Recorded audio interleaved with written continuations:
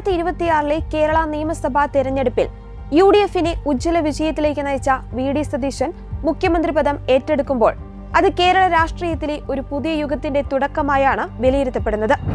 കേരള രാഷ്ട്രീയത്തിൽ കപ്പിനും ചുണ്ടിനുമിടയിൽ നഷ്ടപ്പെട്ടു പോയ പദവികളുടെയും ഗ്രൂപ്പ് സമവാക്യങ്ങളിൽ വെട്ടിമാറ്റപ്പെട്ട പേരുകളുടെയും വലിയൊരു പട്ടിക തന്നെയുണ്ട്. എന്നാൽ 2026 നിയമസഭാ തെരഞ്ഞെടുപ്പ് ഫലം പുറത്തു വന്നതോടെ കേരളം സാക്ഷ്യം വഹിച്ചത് അത്തരം കീഴ്വഴക്കങ്ങളുടെ തകർച്ചയ്ക്കാണ്. ഗ്രൂപ്പ് ബലാബലങ്ങളുടെയോ MLA-മാരുടെ ഭൂരിപക്ഷത്തെയോ അല്ല, മറിച്ച് കേരളത്തിലെ ജനവികാരത്തെ മാനിച്ചുകൊണ്ട് VD സതീശനെ മുഖ്യമന്ത്രിയായി പ്രഖ്യാപിച്ച AICC തീരുമാനം കോൺഗ്രസ് രാഷ്ട്രീയത്തിലെ ഒരു വലിയ വഴിത്തിരിവാണ്. വ്യൂ പോയിന്റ് ചർച്ച ചെയ്യുന്നു VD സതീശന്റെ സ്ഥാനാരോഹണവും കോൺഗ്രസിലെ പുതിയ സമവാക്യങ്ങളും. 1989 KSU പ്രസിഡന്റ് സ്ഥാനത്തിന് തൊട്ടരികിലെത്തിയിട്ടും തഴയപ്പെട്ട ഒരു 24-കാരന്റെ കഥയിൽ നിന്നാണ് VD സതീശൻ എന്ന മുഖ്യമന്ത്രിയുടെ ചരിത്രം തുടങ്ങേണ്ടത്. പിന്നീട് 2011 ഉമ്മൻചാണ്ടി മന്ത്രിസഭയിൽ സമുദായ ഗ്രൂപ്പ് തർക്കങ്ങളാൽ മന്ത്രിസ്ഥാനം നിഷേധിക്കപ്പെട്ടപ്പോഴും അദ്ദേഹം നിരാശനായി പിന്മാറിയില്ല. കഴിഞ്ഞ 5 വർഷം പ്രതിപക്ഷ നേതാവെന്ന നിലയിൽ നടത്തിയ പോരാട്ട വീര്യമാണ് ഇന്ന് അദ്ദേഹത്തെ മുഖ്യമന്ത്രിയുടെ കസേരയിൽ എത്തിച്ചിരിക്കുന്നത്. ഗ്രൂപ്പ് രാഷ്ട്രീയത്തിന് അതീതമായി വസ്തുതകൾ നിരത്തി സർക്കാരിനെ പ്രതിരോധത്തിലാക്കിയ ഒരു മികച്ച പാർലമെന്റേറിയൻ എന്ന ഇമേജ് അദ്ദേഹത്തിന് വലിയ തുണയായി. സാധാരണഗതിയിൽ കോൺഗ്രസ് ഒരു മുഖ്യമന്ത്രിയെ തെരഞ്ഞെടുക്കുന്നത് ഭൂരിഭാഗം MLA-മാരുടെ പിന്തുണ നോക്കിയാണ്. ഇത്തവണയും നിരീക്ഷകർ എത്തിയപ്പോൾ ഭൂരിഭാഗം MLA-മാരും പിന്തുണച്ചത് ഹൈക്കമാൻഡിന് പ്രിയങ്കരനായ KC വേണുഗോപാലിനെയായിരുന്നു. സതീശനും രമേശ് ചെന്നിത്തലയ്ക്കും MLA-മാരുടെ എണ്ണത്തിൽ പിന്നിലാകേണ്ടി വന്നു. എന്നാൽ കേരളത്തിലെ രാഷ്ട്രീയ സാഹചര്യത്തിൽ മാറ്റം വേണമെന്ന ജനങ്ങളുടെ ആഗ്രഹം AICC-ക്ക് അവഗണിക്കുവാൻ കഴിഞ്ഞില്ല. പ്രത്യേകിച്ച് VM സുധീരനെ പോലെയുള്ള മുതിർന്ന നേതാക്കൾ രാഹുൽ ഗാന്ധിയെ നേരിട്ട് കണ്ട് സതീശന് അനുകൂലമായ ജനവികാരം ധരിപ്പിച്ചത് നിർണായകമായി. സൈബറിടങ്ങളിലും ജനങ്ങൾക്കിടയിലും സതീശന് ലഭിച്ച വലിയ സ്വീകാര്യത ഹൈക്കമാൻഡിനെ തങ്ങളുടെ മുൻകൂർ തീരുമാനങ്ങളിൽ നിന്ന് മാറാൻ പ്രേരിപ്പിച്ചു. ഇത് കോൺഗ്രസിനെ സംബന്ധിച്ച് അസാധാരണമായ ഒന്നാണ്. പാർട്ടിയേക്കാൾ ഉപരി ജനങ്ങളുടെ ശബ്ദത്തിന് നേതൃത്വം കാതോർത്തു എന്നത് വലിയൊരു മാറ്റമാണ്. ഇന്ത്യൻ നാഷണൽ കോൺഗ്രസ് എന്നെ വലിയ ഒരു ഉത്തരവാദിത്തമാണ് ഏൽപ്പിച്ചിരിക്കുന്നത്. ഞാനിതിനോട് അഖിലേന്ത്യാ കോൺഗ്രസ് കമ്മിറ്റി നേതൃത്വത്തോട്, കോൺഗ്രസ് പ്രസിഡന്റിനോടും ശ്രീ രാഹുൽജിയോടും ഉൾപ്പെടെ എല്ലാവരോടും നന്ദി പറയുക. എന്നെ ഇതിന് പ്രാപ്തമാക്കിയത് ഈ തെരഞ്ഞെടുപ്പിൽ കഠിനാധ്വാനം ചെയ്ത ലക്ഷക്കണക്കിന് UDF പ്രവർത്തകരും ടീം UDF-ആയി നിന്ന ഞങ്ങളുടെ UDF നേതാക്കന്മാരുമാണ്. തീർച്ചയായും ഞാനിവിടെ എത്തിയതിന് അവരോട് എനിക്ക് ഒരുപാട് കടപ്പാടുണ്ട്. കേരളത്തിലെ ജനങ്ങൾ ഞങ്ങളെ വലിയ ഉത്തരവാദിത്തമാണ് ഏൽപ്പിച്ചത്. 10 വർഷം നീണ്ടുനിന്നൊരു ഭരണം അവസാനിപ്പിച്ച് 102 സീറ്റോടുകൂടിയാണ് അധികാരത്തിലേറ്റിയത്. ആ ജനങ്ങളോട് ഞങ്ങൾ പറഞ്ഞ കാര്യങ്ങൾ ഒന്നൊന്നായി ഞങ്ങൾ ചെയ്തു തീർക്കും. കഠിനാധ്വാനം ചെയ്ത് പൂർണ്ണമായ അർപ്പണബോധത്തോടെ ജനങ്ങളുടെ ജീവിത നിലവാരം ഉയർത്താൻ, കേരളത്തെ മാറ്റിയെടുക്കാൻ, പുതിയ ഒരു കേരളത്തെ സൃഷ്ടിക്കാൻ, ഒരു പുതുയുഗത്തിന് തുടക്കമിടാൻ ഞങ്ങൾ എല്ലാവരും ചേർന്ന് കഠിനാധ്വാനം ചെയ്യും. രാഷ്ട്രീയ പ്രവർത്തനവും പൊതുപ്രവർത്തനവും ജനങ്ങൾക്ക് വേണ്ടി നടത്തുന്ന കഠിനാധ്വാനവും അവർക്ക് വേണ്ടി അർപ്പണബോധത്തോടു കൂടി ചെയ്യുന്ന പ്രവൃത്തിയുമാണ് എന്ന് ഞങ്ങൾ അതിൻ്റെ നിർവചനം മാറ്റി എഴുതും. പൊതുപ്രവർത്തനത്തിൻ്റെയും രാഷ്ട്രീയ പ്രവർത്തനത്തിൻ്റെയും നിർവചനം അതായിരിക്കുമെന്ന് മാറ്റി എഴുതും. ഇതൊരു ദൈവികമായ നിയോഗമായി ഞാൻ കാണുന്നു. വ്യക്തിപരമായി കിട്ടിയ ഒരു കാര്യമായിട്ടല്ല കാണുന്നത്. അതിനെ സഹായിച്ച ഒരുപാട് ആളുകളുണ്ട്. ഈ വലിയ വിജയത്തിന് ഞങ്ങളെ സഹായിച്ചത്, ഏറ്റവും കൂടുതൽ സഹായിച്ചത് AICC-ആണ്. ആ AICC-യുടെ പ്രവർത്തനങ്ങളെല്ലാം കേരളത്തിൽ ഏകോപിപ്പിച്ച് നടത്തിയത് പ്രിയങ്കരനായ അതിൻ്റെ സംഘടനാ ചുമതലയുള്ള ജനറൽ സെക്രട്ടറി ശ്രീ KC വേണുഗോപാലാണ്. ഓരോ ദിവസവും ഓരോ കാര്യവും ഞങ്ങളോട് ചോദിച്ച് എല്ലാ കാര്യങ്ങൾക്കും അദ്ദേഹത്തിൻ്റെ പിന്തുണ നൽകിയിട്ടുണ്ട്. അതുപോലെ ഇതിൻ്റെ ക്യാമ്പയിൻ കമ്മിറ്റി ചെയർമാനായിരുന്ന നമ്മുടെ മുൻ പ്രതിപക്ഷ നേതാവ് കൂടിയായിരുന്ന KPCC പ്രസിഡന്റായിരുന്ന ശ്രീ രമേശ് ചെന്നിത്തല, അദ്ദേഹത്തിൻ്റെയും പങ്കുണ്ട്. എൻ്റെ നേതാവ് കൂടിയാണ് ശ്രീ രമേശ് ചെന്നിത്തല. എൻ്റെ പ്രിയങ്കരനായ സഹപ്രവർത്തകനാണ്, നേതാവ് കൂടിയാണ് ശ്രീ KC വേണുഗോപാൽ. അവരെ എല്ലാവരെയും പൂർണ്ണമായ വിശ്വാസത്തിലെടുക്കും. KPCC പ്രസിഡന്റ് ശ്രീ സണ്ണി ജോസഫിനോട് അതുപോലെ ഇവിടുത്തെ ചുമതല ACCയുടെ ചുമതലയുണ്ടായിരുന്ന ശ്രീമതി ദീപാദാസ് മുൻഷിയോട് എല്ലാവരോടും അവരുടെ ക്യാമ്പ് ചെയ്താണ് ഇവിടുത്തെ പ്രവർത്തനങ്ങൾക്ക് നേതൃത്വം കൊടുത്തത്. എല്ലാവരോടുമുള്ള നന്ദി ഞാൻ പ്രത്യേകമായി പറയുകയാണ്. ഇത് വലിയൊരു ഉത്തരവാദിത്തമാണ്. കാരണം കേരളം അതിൻ്റെ ഏറ്റവും വലിയ സങ്കീർണമായ ഒരു അവസ്ഥയിലൂടെ കടന്നു പോവുകയാണ്. ഞങ്ങൾ തന്നെ ജനങ്ങളുടെ മുമ്പിൽ അവതരിപ്പിച്ച കേരളത്തിൻ്റെ ഒരു ചിത്രമുണ്ട്. ആ വെല്ലുവിളികളെ നേരിടാൻ കേരളം ഒരുമിച്ച് നിൽക്കണം. കേരളത്തിലെ എല്ലാ വിഭാഗം ജനങ്ങളുടെയും പ്രതിപക്ഷത്തിൻ്റെ ഉൾപ്പെടെയുള്ള പൂർണ്ണമായ പിന്തുണ ഞാൻ അഭ്യർത്ഥിക്കുന്നു. നമ്മുടെ കേരളത്തെ നമുക്ക് രക്ഷിച്ചെടുക്കാൻ, പുതിയ കേരളത്തെ സൃഷ്ടിക്കാൻ എല്ലാവരും ചേർന്നുള്ള പ്രവർത്തനത്തിന് മാത്രമേ കഴിയുകയുള്ളൂ. നല്ല ഒരു ടീം ഉണ്ടാകണം. നല്ല ഒരു ടീം ബിൽഡ് ചെയ്ത് ഒരാൾക്ക് ഒറ്റയ്ക്ക് ഒന്നും ചെയ്യാൻ കഴിയില്ല. ഒരു ടീമിനായിരിക്കും ചെയ്യാം. കേരളത്തെ രക്ഷിക്കാനുള്ള ആ ടീം ബിൽഡ് ചെയ്യുക എന്നുള്ള ഉത്തരവാദിത്വം കൂടി തീർച്ചയായും ഏറ്റെടുക്കും. ഹൃദയം നിറഞ്ഞ നന്ദി എല്ലാവരോടും പറയുന്നു. കേരളത്തിലെ ജനങ്ങളോട് പറയുന്നു. ഞാൻ പറഞ്ഞു.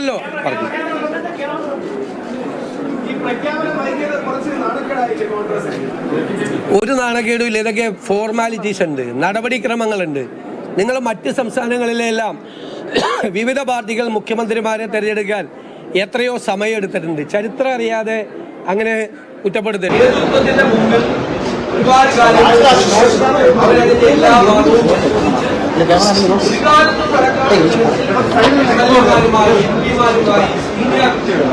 നേതാക്കളുമായി ആശയം സാധാരണ പാർട്ടിയല്ല, ഗാലക്സി ഉപയോഗിച്ചുള്ള പാർട്ടിയാണ്. ഒരുപാട് നേതാക്കളുള്ള മികച്ചവരായ നിരവധി നേതാക്കന്മാരെ നേതാക്കന്മാരുടെ ഒരു പാർട്ടിയാണ്. അതിൽ നിന്ന് ഒരാളെ തിരഞ്ഞെടുക്കുക എന്ന് പറയുന്നത് വളരെ പ്രധാനപ്പെട്ട ഒരു ജോലിയാണ്. ജനകീയമായ ഒരു പിന്തുണയോടുകൂടി കേരളത്തിൽ അധികാരത്തിൽ വരുന്ന രണ്ടാമത്തെ മുഖ്യമന്ത്രിയാണ് ജനകീയമായ വലിയ ചരിത്രത്തിലുണ്ടോ? അല്ല, തീർച്ചയായിട്ടും ജനങ്ങൾ പിന്തുണച്ചിട്ടുണ്ട്. ജനങ്ങൾ UDF-നെ പ്രതീക്ഷയോടുകൂടി കാണുകയാണ്. അവർ UDF-നെ പിന്തുണച്ചിട്ടുണ്ട്, വൻ വിജയം നൽകിയിട്ടുണ്ട്. അതിനവർക്ക് വലിയ പ്രതീക്ഷയുണ്ട്. ഞങ്ങളറിയാലോ, ഞങ്ങൾ ടീം UDF ആയിട്ടാണ് നിന്നത്. ടീം UDF ഒരു പാർട്ടിയെ പോലെയാണ് പ്രവർത്തിച്ചത്. എല്ലാ നേതാക്കളും, പ്രിയങ്കരായ സാദിഖ് അലി തങ്ങൾ, ശ്രീ PK കുഞ്ഞാലിക്കുട്ടി സാഹിബ്, ഏറ്റവും സീനിയറായിട്ടുള്ള Shri PJ Joseph sir, Shri പ്രേമചന്ദ്രനും ശ്രീ ഷിബു ബേബി ജോണും ഒക്കെയുള്ള RSP, CP ജോൺ ഞങ്ങളുടെ UDF-ന്റെ സെക്രട്ടറി ആയിരുന്നു. അതുപോലെ ശ്രീ രാജൻ ബാബു, ശ്രീ മാണി സി കാപ്പൻ, ശ്രീ അനൂപ് ജേക്കബ് ഉൾപ്പെടെയുള്ള UDF നേതാക്കൾ ഒരു ഒറ്റ പാർട്ടി, ഒരു പാർട്ടിയെ പോലെയാണ് അവരെല്ലാം പ്രവർത്തിച്ചത്. അവരെ എനിക്ക് ഉപദേശങ്ങൾ തന്നിട്ടുണ്ട്, അനുഗ്രഹങ്ങൾ തന്നിട്ടുണ്ട്, തെറ്റുകൾ തിരുത്തിയിട്ടുണ്ട്, കറക്റ്റ് ചെയ്തിട്ടുണ്ട്. അതുപോലെ തന്നെ ഞങ്ങൾ പോവും, ഇനിയും പോവും.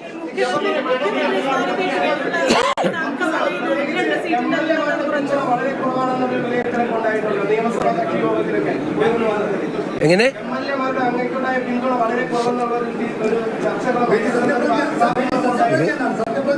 അല്ല, അത് പാർട്ടിയായിട്ടും ഘടകകക്ഷികളുമായിട്ടും ആലോചിച്ച് ഗവർണറെ കണ്ടതിന് ശേഷം തീരുമാനിക്കുക. അത് ഇപ്പോൾ ഞാൻ നിങ്ങളെല്ലാം ആദ്യം കാണുന്നു. എല്ലാ മുതിർന്ന നേതാക്കളുമായി കൂടിയാലോചിച്ചതിന് ശേഷം ഗവർണറുമായിട്ട് ആലോചിച്ച് പാർലമെന്ററി പാർട്ടി യോഗം ഇന്ന് വെച്ചിട്ടുണ്ട്. അതിനെല്ലാം ശേഷമുള്ളൊരു നടപടിക്രമമുണ്ട്. അത് ഒറ്റയ്ക്ക് തീരുമാനിക്കുന്നതല്ല, ഇതൊന്നും കൂട്ടായി തീരുമാനിക്കുന്നു.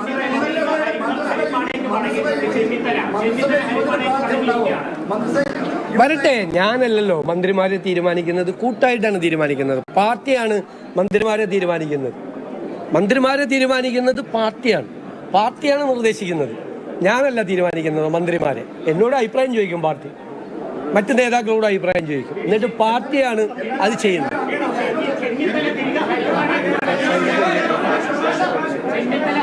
വേറെ എന്തെങ്കിലും ഉണ്ടോ?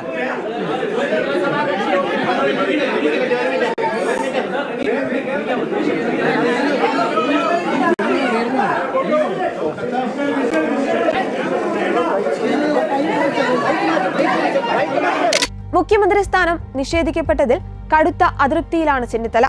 അദ്ദേഹം നിയമസഭാ കക്ഷിയോഗത്തിൽ പങ്കെടുക്കാതിരിക്കുന്നതും മന്ത്രിസഭയിൽ ഉണ്ടാകില്ലെന്ന തീരുമാനവും സതീശൻ സർക്കാരിന് തുടക്കത്തിൽ തന്നെ ഒരു ആഭ്യന്തര വെല്ലുവിളിയായി മാറിയേക്കാം.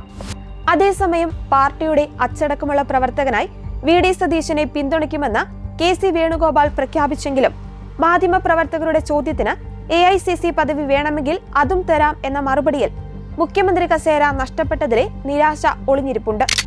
ഇതിനെ സർവാത്മന ഞാൻ സ്വാഗതം ചെയ്യുകയാണ്, സന്തോഷപൂർവ്വം സ്വാഗതം ചെയ്യുകയാണ്. കേരളത്തിലെ ജനങ്ങൾ വളരെ പ്രതീക്ഷയോടെയാണ് വൻ ഭൂരിപക്ഷം നൽകി UDF-നെ അധികാരത്തിലെത്തിച്ചിരിക്കുന്നത്. 102 അംഗ ഭൂരിപക്ഷം എന്ന് പറയുന്നത് സമകാലിക ചരിത്രത്തിൽ ഇല്ലാത്തതായിരുന്നു. അപ്പോൾ ആ ജനങ്ങളുടെ പ്രതീക്ഷകൾക്കനുസരിച്ച് ഒരു സർക്കാർ കേരളത്തിലുണ്ടാകും, UDF-ന്റെ സർക്കാർ. ആ സർക്കാർ നയിക്കുന്ന മുഖ്യമന്ത്രിക്കും ഗവൺമെന്റിനും മുന്നോട്ടുള്ള പ്രവർത്തനങ്ങൾക്ക് എല്ലാവിധ പിന്തുണയും വാഗ്ദാനം ചെയ്യുന്നു.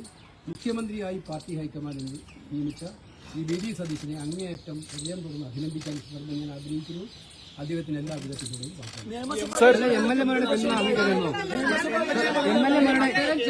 അത്തരം കാര്യങ്ങൾക്കൊന്നും ഇനി പ്രസക്തിയില്ല. ഞാൻ നിങ്ങൾ ആദ്യമേ പറയുന്ന ഒരു കാര്യമുണ്ട്. നിങ്ങളിവിടെ വന്ന് ചോദിച്ചപ്പോഴൊക്കെ ഹൈക്കമാൻഡ് തീരുമാനം എന്തായാലും പാർട്ടി പ്രവർത്തകനിൽ അത് ശിരസ വഹിക്കും. ഇതല്ലേ ഞാൻ പറഞ്ഞിട്ടുള്ളൂ. ഹൈക്കമാൻഡ് ഇന്ന് തീരുമാനിച്ചു, ആ തീരുമാനം ശിരസ വഹിക്കുന്നു. ആ തീരുമാനം നടപ്പിലാക്കേണ്ട ഉത്തരവാദിത്വത്തിന്റെ ഭാഗമായിട്ട് നിൽക്കാനാണ് ഞാൻ പിന്നെന്തോ സംശയമാണ്. എന്താ സംശയം? ഞാൻ കോൺഗ്രസ് അടിയുറച്ച കോൺഗ്രസ്സുകാരനാണ്. ജീവിതത്തിൽ ഞാൻ പറയാറുണ്ട്, മുമ്പേ പറയാറുണ്ട്, എന്താണ് ഏറ്റവും വലിയ ആഗ്രഹം എന്ന് ചോദിച്ചപ്പോൾ ഞാൻ പറയാറുണ്ട്, ത്രിവർണ്ണ പതാക പുതപ്പിച്ച് മരിക്കണം എന്നാണ് ആഗ്രഹം. അത് തന്നെ ഇപ്പോഴും ഞാൻ പറയുന്നു. അതിനകത്ത് ഗവൺമെന്റിന് എല്ലാവിധ പിന്തുണയും കൊടുക്കും. അത് മുന്നോട്ട് പോകുന്നതിനുള്ള മറ്റുള്ള എല്ലാ സഹായങ്ങളും എന്റെ ഭാഗത്തുണ്ടാവും. മുഖ്യമന്ത്രി സ്ഥാനം നിഷേധിക്കുന്നത് സ്വാഭാവിക നീതിയുടെ നിഷേധമല്ല. അത്തരം പ്രശ്നങ്ങൾക്കൊന്നും മറുപടി പറയേണ്ട കാര്യമില്ല. ഞാൻ പറയാം, ഇത് പല സംസ്ഥാനങ്ങളിലും ഇത്തരം തീരുമാനങ്ങൾ പ്രഖ്യാപിക്കുന്ന ആളാണ് ഞാൻ. നിങ്ങൾക്കറിയാലോ, കർണാടകത്തിലായാലും തെലങ്കാനയിലായാലും ഹിമാചലിലായാലും ഇത്തരം തീരുമാനങ്ങൾ പ്രഖ്യാപിക്കുന്നവരാണ്. കേരളമായതുകൊണ്ടാണ് ഞാൻ പ്രഖ്യാപനത്തിൽ മാറുന്നത്. അപ്പോൾ ആ പ്രഖ്യാപനത്തെ പൂർണ്ണമായിട്ടും അംഗീകരിക്കുക എന്നുള്ളതാണ് ഒരു കോൺഗ്രസ് പ്രവർത്തകൻ എന്ന നിലയിൽ ഏറ്റവും ഇഷ്ടപ്പെടുന്നത്.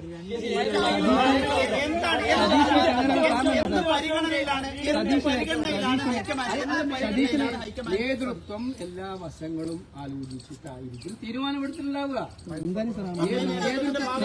നേതൃത്വത്തിന് പല പാരാമീറ്റേഴ്സും ഉണ്ടാകും. ആ തീരുമാനമെടുക്കുന്നതനുസരിച്ച് അവർ ആ തീരുമാനം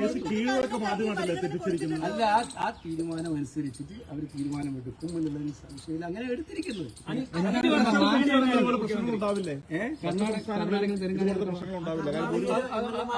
അതൊന്നും ഉണ്ടാകുന്നില്ല. കോൺഗ്രസിനെ അങ്ങനെ ഒരു പ്രശ്നം ഉണ്ടാക്കാൻ ആർക്കും പറ്റത്തുമില്ല. അതിപ്പോ വേട്ടയാടിനെ പറ്റിയൊന്നും ഞാൻ പറയുന്ന അതൊക്കെ എനിക്ക് പ്രത്യേകിച്ചിട്ട് പാർട്ടിക്ക് ഉപരിയായിട്ടുള്ള ഒരു ഇമേജ് ഉണ്ടാക്കാറില്ല. പാർട്ടിയാണ് എനിക്കെല്ലാം. പാർട്ടിക്ക് ഉപരിയായിട്ടുള്ള ഇമേജ് ഒന്നും ഞാൻ ശ്രദ്ധിക്കാറുമില്ല, പോകാറില്ല. പാർട്ടി പ്രവർത്തകന് വേദന ഉണ്ടാകുമ്പോൾ അതിന്റെ മനസ്സും വേദനിക്കും. പാർട്ടിക്ക് ബുദ്ധിമുട്ടുണ്ടാകുമ്പോൾ എനിക്ക് വേദന. ജനങ്ങളും പാർട്ടിയോടൊപ്പം നിൽക്കാൻ എന്നും ആഗ്രഹിച്ചിട്ടുള്ള ഒരു പ്രവർത്തകനാണ് ഞാൻ. അതുകൊണ്ട് എന്നെ അങ്ങനെ സൈബർ ഇടങ്ങളിലൊക്കെ ആക്ഷേപിച്ചിട്ടുണ്ടെങ്കിൽ അത് ഞാൻ സഹിച്ചോളാം. അതിനകത്തെന്താ? അതൊക്കെ തന്നെ കേരളത്തിൽ ഞാൻ ഇന്ന് തുടങ്ങിയതാണോ രാഷ്ട്രീയം? കഴിഞ്ഞ 10-45 വർഷമായിട്ട് ഒരു സുപ്രഭാതത്തിൽ മുളച്ചു വീണതാണോ? എത്രയോ വർഷങ്ങളായിട്ട് എന്തെല്ലാം പ്രവർത്തനങ്ങൾ നടത്തിയിട്ടാണ് ഞാൻ ഇതുവരെ എത്തിയിരിക്കുന്നത്. അപ്പോൾ അതുകൊണ്ട് എവിടെയെങ്കിലും വെച്ച് ശക്തമായിട്ടുള്ള കടന്നാക്രമണങ്ങൾ ഉണ്ടാകുമ്പോൾ ആ കടന്നാക്രമണത്തിൽ ഭയന്നോടുന്നവരാണോ നമ്മളെല്ലാം? ആക്രമിക്കട്ടെ, ഇനിയും ആക്രമിക്കട്ടെ. അവർക്ക് ആക്രമിക്കുന്നവർക്ക് സധൈര്യം തുടരാം. പക്ഷെ എന്റെ തീരുമാനം വളരെ ക്ലിയർ ആണ്. പാർട്ടിയാണ് വലുത്, ജനങ്ങളാണ് വലുത്. ആ തീരുമാനത്തിനനുസരിച്ച് എന്റെ പാർട്ടി ലീഡർഷിപ്പിനെ കുറിച്ച് എനിക്ക് അഭിമാനം എന്ന് പറഞ്ഞ് അങ്ങ് മുഖ്യമന്ത്രി ആകണം എന്ന് പറഞ്ഞ് ഫ്ലക്സ് വെച്ചവരുണ്ട്. അവരൊക്കെ ഒരുപക്ഷെ നിരാശയിലാണ്. അവരോട് എന്താണ് അങ്ങ് പറയാനുള്ളത്? അവരോട് എന്റെ ശൈലി അവർക്ക് നന്നായിട്ടാണ്. അടിയുറച്ച പാർട്ടിക്കാരാണ്. എനിക്ക് പറയാനുള്ളത്, ഈ തീരുമാനം അംഗീകരിക്കുന്നതിനും മുന്നോട്ട് കൊണ്ടുപോകുന്നതിനും അവരെല്ലാവരും കൂടെ ഉണ്ടാകേണ്ടതാണ് എനിക്ക് പറയാനായിട്ടുള്ളത്. ഒരു കുതിരയായിട്ടുള്ള ഇമേജ് കേരളത്തിൽ ഉണ്ടായതായിട്ട് കണക്കാക്കപ്പെടുന്നുണ്ടോ? ഞാൻ പറഞ്ഞു ഇന്നത്തെ ദിവസങ്ങളിൽ അങ്ങനെ ഒന്ന് കുത്തി ചോദിക്കാതെ ലീഗിന്റെ സമ്മർദ്ദം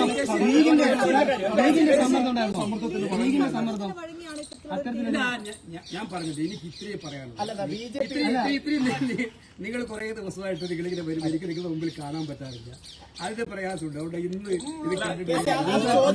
ഇത് ചോദിക്കുന്നതേ ഇപ്പൊ BJP ഒക്കെ ആക്ഷേപം ഉന്നയിക്കുന്നു, ലീഗിന്റെ സമ്മർദ്ദം എന്തുകൊണ്ട് വന്നു, അങ്ങനെ സമ്മർദ്ദത്തിന് വശപ്പെട്ടോ? BJPയുടെ ആക്ഷേപമൊക്കെ വെറും വെറുതെ BJPയുടെ ആക്ഷേപത്തിന് ഞാൻ മറുപടി പറഞ്ഞു. അവരെല്ലാ കാലത്തും കോൺഗ്രസിനെ ആക്ഷേപിക്കുന്ന ജോലിയിൽ അവർക്കുള്ളൂ.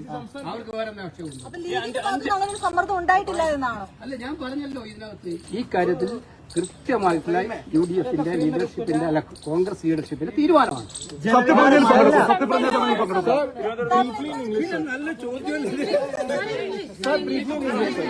ഗ്രൂപ്പ് താൽപര്യങ്ങൾക്കും സമുദായ സമവാക്യങ്ങൾക്കും മുകളിൽ ജനങ്ങളുടെ താൽപര്യത്തിന് കോൺഗ്രസ് ഹൈക്കമാൻഡ് വില കൽപ്പിച്ചു എന്നത് വിപ്ലവകരമായ മാറ്റമാണ്. പ്രതിപക്ഷ നേതാവെന്ന നിലയിൽ കഴിഞ്ഞ 5 വർഷം സതീശൻ നടത്തിയ പോരാട്ടങ്ങൾ കേരളം കണ്ടതാണ്. ഒരു തവണ പോലും മന്ത്രിസ്ഥാനം വഹിക്കാതെ മുഖ്യമന്ത്രി പദവിയിലെത്തുന്ന VD സതീശൻ നേരിടാൻ പോകുന്നത് വലിയ ഉത്തരവാദിത്തങ്ങളാണ്. മുതിർന്ന നേതാക്കളുടെ പിണക്കവും KC വേണുഗോപാലിന്റെയും ചെന്നിത്തലയുടെയും അനുയായികളുടെ നീക്കങ്ങളും സതീശന് വരും ദിവസങ്ങളിൽ അഗ്നിപരീക്ഷയാകും. ഭരണത്തിന്റെ ആദ്യഘട്ടത്തിൽ തന്നെ ഈ ആഭ്യന്തര കലഹങ്ങൾ പരിഹരിക്കുവാൻ കഴിഞ്ഞില്ലെങ്കിൽ ജനങ്ങൾ നൽകിയ ഈ വിജയത്തിന്റെ തിളക്കം മങ്ങും. ടീം UDF എന്ന സതീശൻ ആവർത്തിച്ചു പറയുമ്പോഴും ആ ടീമിനുള്ളിലെ വിള്ളലുകൾ അടയ്ക്കുക എന്നതാകും പുതിയ മുഖ്യമന്ത്രിയുടെ ഏറ്റവും വലിയ വെല്ലുവിളി. ഒരിക്കൽ തന്നെ തഴഞ്ഞ നേതാക്കളെ കൂടെ നിർത്തിക്കൊണ്ട് തന്നെ കേരളത്തിന്റെ വികസനത്തിന് പുതിയ ദിശാബോധം നൽകുവാൻ VD സതീശന് കഴിയണം. VD സതീശന്റെ നേതൃത്വത്തിൽ കോൺഗ്രസ് പുതിയൊരു പരീക്ഷണത്തിന് തുടക്കം കുറിക്കുമ്പോൾ ഗ്രൂപ്പ് രാഷ്ട്രീയത്തിന്റെ അതിർവരമ്പുകൾ ഭേദിച്ച് പാർട്ടിക്കുള്ളിൽ അച്ചടക്കവും ഐക്യവും കൊണ്ടുവരിക എന്നതിനാണ് പ്രഥമ പരിഗണന നൽകേണ്ടത്. കേവലം തെരഞ്ഞെടുപ്പ് വിജയത്തെക്കാൾ സങ്കീർണമായ വെല്ലുവിളികളാണ് ഭരണതലത്തിൽ അദ്ദേഹത്തെ കാത്തിരിക്കുന്നത്. ട്രഷറി നേരിടുന്ന കടുത്ത സാമ്പത്തിക പ്രതിസന്ധി പരിഹരിക്കുക, അഴിമതിക്കെതിരെ പോരാടുക, മയക്കുമരുന്ന് മാഫിയയും വന്യജീവി അക്രമങ്ങളെയും പ്രതിരോധിക്കുക തുടങ്ങിയ ജനകീയ വിഷയങ്ങളിൽ ക്രിയാത്മകമായ ഇടപെടൽ അനിവാര്യമാണ്.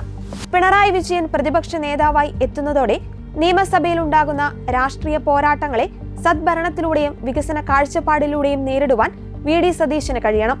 യുവാക്കളുടെയും സ്ത്രീകളുടെയും പ്രതീക്ഷകൾക്കൊപ്പം നിൽക്കുന്ന ഒരു പുതുതലമുറ നേതാവായി ഉയരുവാൻ അദ്ദേഹത്തിന് ലഭിച്ച ഈ അവസരം വ്യക്തിപരമായ നേട്ടങ്ങൾക്കപ്പുറം കേരളത്തിന്റെ സമഗ്ര വികസനത്തിനായുള്ള ഒരു ബദൽ രാഷ്ട്രീയ മാർഗമായി മാറേണ്ടതുണ്ട്.